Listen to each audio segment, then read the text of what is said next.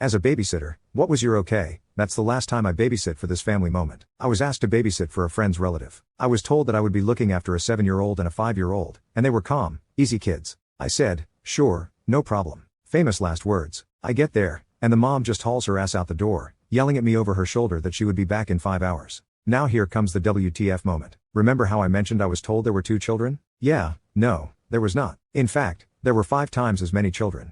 Yes, you read that right. That woman took off and never said a word about the fact that there were more of them, leaving me to look after 10 fucking children. Several sets of twins, all under the age of 7. There were 3 or 4 sets of twins, and they were like 10 to 11 months apart, and then there were the babies. Honestly, I can't remember anything but the rage and anger I felt. So there I was, stuck with 10 children. I tried calling the mother, but she kept sending me to voicemail. I was so angry, I was ready to call children's services. The children were all around, screaming for whatever reason. So I said, fuck it, I'm in it to win it. I went to make them something to eat. I changed the diapered ones, pottied the older ones, and then let them go play in the backyard for a while. I was still seething with anger over the blatant deception as I cleaned up the kitchen. But it gets better. No, it doesn't. 5 hours later.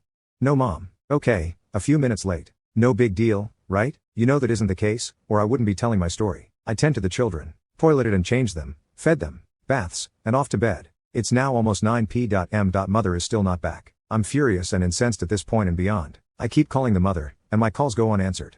Pissed, I call my friend and tell her to call her relative and tell her to call me or come home because I am beyond pissed at being deceived this way. My mother never came back that night, so the next day, I'm at it again. I call everyone in the family, including my friend. No answer. So I said fuck it and called the police. I explained the situation, and they said they would send someone. Nothing.